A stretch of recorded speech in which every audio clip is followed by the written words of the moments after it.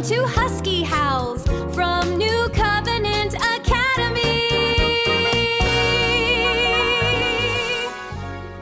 Well, hello, and thanks for tuning in to Husky Howls. As always, we ask you to subscribe to our channel and share our content with your friends and family so that we can expand our reach. Today, we're going to cover the topic of mentorship. From the definition of mentorship to mentor and mentee relationship to how mentorship works in various arenas of life, you don't want to miss out on today's deep dive. So let's get going. Let's do it. And, to really kick us off today, I think we had to bypass all the modern corporate jargon we usually hear. We're going to jump straight back to ancient Greek mythology. Oh, going way back. I like it. Right, because the actual word mentor originates from the story of Odysseus. Uh-huh. So when Odysseus left his home to fight in the Trojan War, he had this massive problem. He was leaving behind his young son, Telemachus. So he entrusted the education, and really the guidance of his son, to his most trusted friend. And this friend's name was literally Mentor. Which is just, a brilliant piece of historical trivia right there. But the mythology of it actually goes so much deeper than just, a guy watching his friend's kid. Oh, absolutely. Because Odysseus didn't return for 20 years. Yeah. Long time to be away. Exactly. And over those 2 decades, Telemachus faced immense hardship, political turmoil, like literal threats to his life. And during those really critical moments, the goddess of wisdom, Athena, would actually take the physical form of Mentor. Wow, right. Yeah, she would take his form to guide and advise the young man. So that is really how the word entered our lexicon. It wasn't just a synonym for, like, a teacher or a tutor. Right, it's bigger than that. Much bigger. A mentor is meant to be this wise advisor who steps in with almost divine timing, to fundamentally alter the trajectory of someone's life. I love that. That just carries so much more weight than, having coffee with a senior manager once a quarter. Yeah, checking a box. Exactly. Right. And that ancient concept of the wise, life-altering advisor is exactly what we're exploring today. It is. Our mission for this deep dive is to unpack how that ancient myth translates into an absolute necessity for modern life. So we're going to be synthesizing insights from Dr. Jason Song's framework on effective mentoring. Which is phenomenal, by the way. Oh, it's so good. And we're pulling in the legendary management philosophies of Peter Drucker, plus examining the lived experiences of leadership expert John Maxwell. We really want to figure out not just what a mentor is, but how this dynamic actually works, to cultivate these transformative relationships for you today. Right. And I think to even begin that conversation, we have to look at the foundational mindset. Because culturally, we have a real problem with this. Oh, yeah. The lone wolf mentality. Exactly. Yeah. We completely idolize the lone wolf. But John Maxwell has this incredibly famous quote that just hits like a ton of bricks right at the center of that. He says, "A self-made leader doesn't make much." And that just shatters this whole cultural illusion we have of the solitary genius pulling themselves up by their bootstraps. It absolutely dismantles it. Maxwell argues that mentorship is not some elite luxury reserved for a lucky few. It is the fundamental bedrock of any genuine success. Nobody gets to the top alone. Right. And to break this down, Maxwell categorizes mentors into 3 distinct tiers, kind of based on his own life experience. So the first tier consists of mentors who know you, and they know exactly the profound difference they are making in your life. So that's the formal, intentional, structured relationship. Exactly. For Maxwell, that was his relationship with the legendary UCLA basketball coach, John Wooden. Right, which is what we traditionally picture when we hear the word mentor. Yeah, the classic setup. But then there's the second tier. These are mentors who know you, but they don't necessarily know the impact they've had. Okay, interesting. Like who? Well, they might just think you're acquaintances. So Maxwell talks about a man named Kurt Kampmeyer. Early in Maxwell's career, Kampmeyer briefly introduced him to the concept of a personal growth plan. It was just over a casual conversation. Yeah, Kampmeyer was just sharing an idea. But that single interaction completely shifted Maxwell's entire career trajectory. Wow. And the crazy part is, Kampmeyer had absolutely no idea he had been a mentor until literally decades later. Okay, let's unpack this. Because Maxwell's third tier is where I really start to have questions. Because the third type of mentor he lists is someone who doesn't know you exist at all, yet they still change your life. We are talking about authors, historical figures, distant speakers. Right. Wait, if we can be mentored by someone from afar, someone who doesn't even know we are alive, Yeah. How is that any different from just reading a book? Why are we calling that mentorship?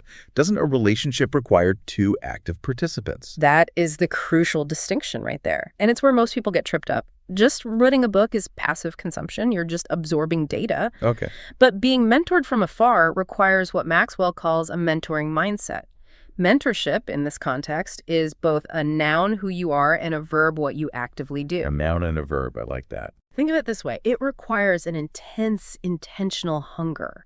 You have to possess the humility to recognize that your current capacity isn't enough, and you cannot reach your ultimate potential in a vacuum. Yeah. So when you open that book, you aren't just reading. You are actively seeking wisdom. You are asking questions of the text. You're arguing with it, testing it against your own life.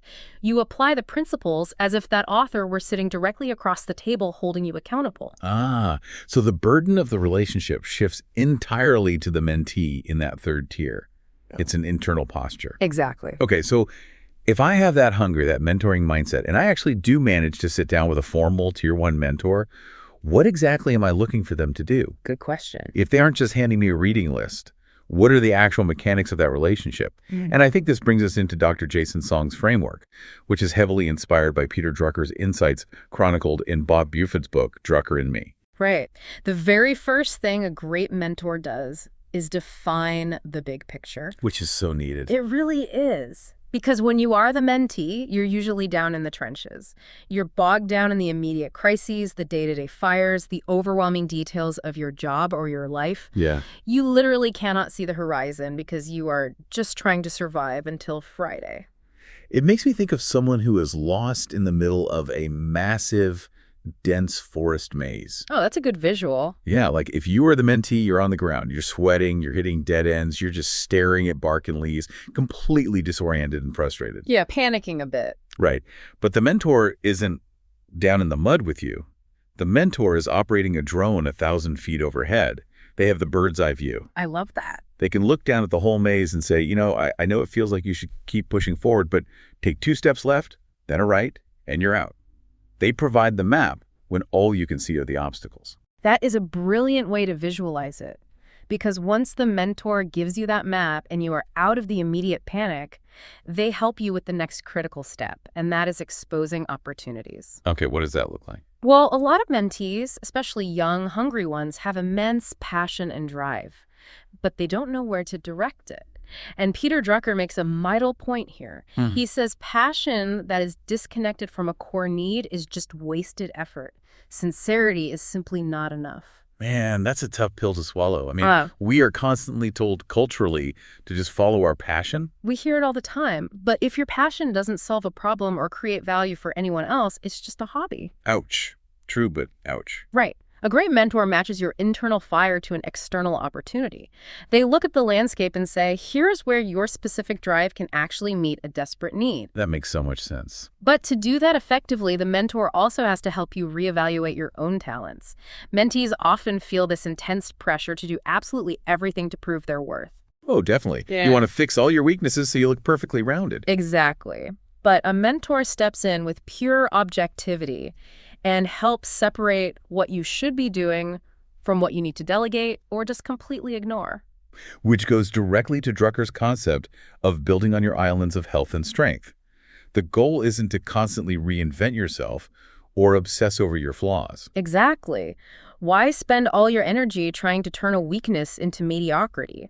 A mentor helps you identify those islands of strength and figure out how to deploy your absolute best self. Right. But getting to that point requires some demolition. The mentor has to identify your incorrect assumptions. Wait, how does a mentor actually do that? Because nobody sits down and says, hey, here is a list of my flawed principles. We don't know what our blind spots are. That's why they're blind spots. Yeah, they do it by acting like a mirror. And primarily by asking incredibly difficult questions. They listen for the can'ts and the shoulds in your language. Oh, I see. A master mentor isn't just handing down answers from on high. In fact, John Maxwell used to intentionally ask his mentees to sit down and tell him about their greatest failures. Oh, wow. That is a gut punch. That is a very vulnerable place to put someone in. It is uncomfortable. But Maxwell knew something profound. Character, resilience, and deep wisdom are forged in the fires of failure, not in a string of easy successes. Right.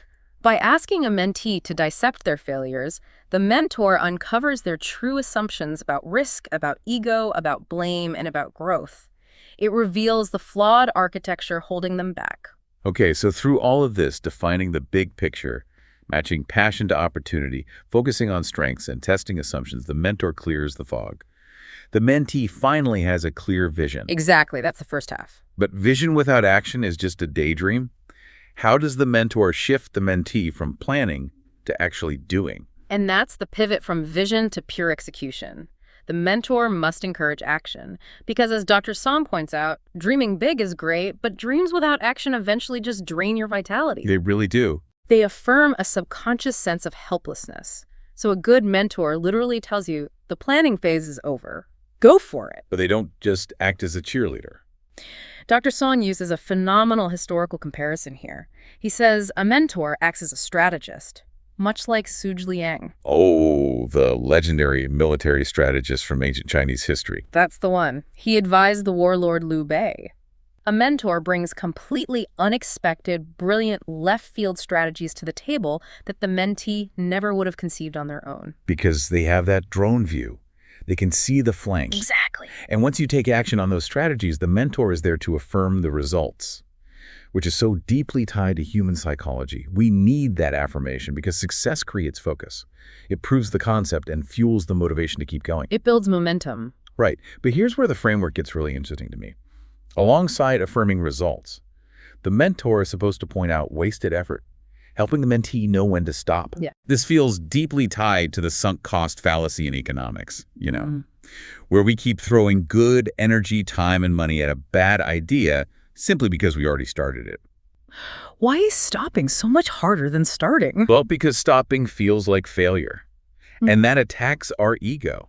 It is one of the hardest lessons in leadership. Yeah. Trying harder doesn't work if your wheels are just spinning in the mud. You just dig a deeper rut. Right. You're just making it worse. Peter Drucker called this concept planned abandonment. Human ego makes us want to say yes to everything, to push through every obstacle. A mentor steps in, looks at your calendar or your energy drain, and gives you the permission and sometimes the mandate to abandon what isn't yielding results. They're so freeing. It is. They help you cut your losses emotionally so you can redirect that energy back to those islands of strength. Which naturally requires accountability. Which brings us to the final piece of this framework. Establishing gentle accountability. Yes. It's continuous evaluation so the mentee doesn't fall right back into the swamp. But I have to push back hard on this phrasing. Is gentle accountability an oxymoron? How so? Well, how do you actually hold someone's feet to the fire? Gently. Accountability, by definition, implies a bit of necessary friction. If it's too gentle, it's just a suggestion, isn't it? It is a delicate balance, and very few master it. But we can look at John Maxwell's experience with Coach John Wooden to see exactly how it functions. Okay, let's hear it. Coach Wooden was famous for his 100% principle. If a player came into practice tired and decided to only give 80% effort that day, Wooden wouldn't let it slide. Nope. He would stop them and remind them that they couldn't just give 120% tomorrow to make up for it, because you can't give more than 100%. The 20% lost today is lost forever. That is strict, uncompromising, high-friction accountability.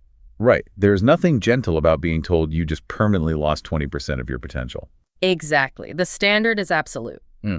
But the gentleness doesn't come from lowering the standard. It comes from the spirit of the relationship. Okay. Maxwell tells this incredible story of flying out to meet Wooden for a mentoring session. Maxwell was so eager, he brought 5 legal pad pages completely full of intense questions. He basically interrogated the man for hours. Wow. When the meeting finally ended, Maxwell was walking out to his car in the parking lot. He turned back around and looked up at Wooden's balcony, and there was this legendary, tough-as-nails coach standing there, flashing a huge warm smile and waving at him. That's amazing. Wooden closed the gap between the great mentor and the learning mentee through his kindness. Gentle accountability means the friction is wrapped in genuine care. It is a mutual agreement for growth, not a dictatorship where the mentor just wields power to stroke their own ego. The standard is absolute, but the delivery is wrapped in love. Hearing all of this, looking at the depth of these elements, it's hard not to feel a profound shift in tone when we look at the modern world. It's pretty stark. The kind of life-altering, deeply intentional drone operator, mentor, and we've been discussing it, has become a tragic rarity today. It really has. We are looking at a massive deficit of mentorship opportunities in modern schools, in our churches, and across our corporate workplaces. Everything is so transactional now. People are more connected digitally than ever before in human history, but they are absolutely starving for this specific kind of guidance. And the stakes of that deficit are incredibly high because our environment ultimately shapes our potential. Dr. Jason Song illustrates this perfectly and heartbreakingly with the historical example of Christmas Evans, a man who became known as the one-eyed preacher of Wales. His story is unbelievable. It's the ultimate example of what happens when you are trapped in a toxic environment without a guide. It truly is. Evans was born in the late 1700s. His father died when he was young, and he was sent to live with his uncle James Lewis. Which was a disaster. Completely. This environment was not just morally barren, it was deeply abusive. His uncle was a cruel drunkard who subjected young Evans to severe neglect and bone-crushing physical labor. Evans was entirely denied any form of education. He was completely illiterate at the age of 17. He had no map, no drone operator. He was just running with local hooligans, getting into trouble, committing crimes to survive. Exactly. And during one of his violent bar brawls, he actually lost his right eye. For the rest of his life, he had to wear an eye patch soaked in strong painkillers just to bear the daily agony. Just terrible. That is the trajectory of a life without a mentor. The world is full of environments like his Uncle James Lewis's farm places that just use people up and leave them blind and broken. But then came the turning point. Evans finally left his uncle and found work as a farmhand for a local teacher and preacher named Reverend David Davies.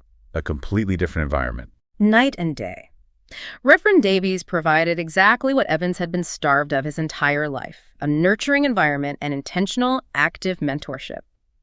When Davies discovered this rugged 17-year-old boy couldn't even read, he didn't write him off as a lost cause. Right. He didn't just extract labor from him. He arranged for Evans to attend school for 6 months. Which was the only formal education he ever received in his entire life. Yes. But because of the mentoring mindset they cultivated together, it was enough. Davies unleashed Evans's hidden potential. Evans learned to read, he began deeply studying the Bible with the other farmhands, and his entire life transformed. It's incredible. He went from being an illiterate, violent scoundrel in a hellish environment to finding his deep, undeniable purpose. He ultimately became one of the most historically influential preachers of his era. True education and mentorship literally saved his life. It completely altered his destiny. And that story isn't just historical trivia. It is proof of what happens when the right environment meets intentional guidance. We look at the deficit of mentorship today and how many young people are lost in the maze. Yeah. That is exactly why institutions that actively step into that gap today are so absolutely vital. Thank God for many Christian schools such as New Covenant Academy that are committed to raising the next generation of leaders through mentorship and training. Absolutely, because we need places that refuse the transactional model. Caring, nurturing, and principled teachers at New Covenant Academy have been serving as these crucial mentors for more than 27 years. Wow, 27 years? Yeah, they are providing the exact kind of environment and intentional daily guidance that Reverend Davies provided for Christmas Evans.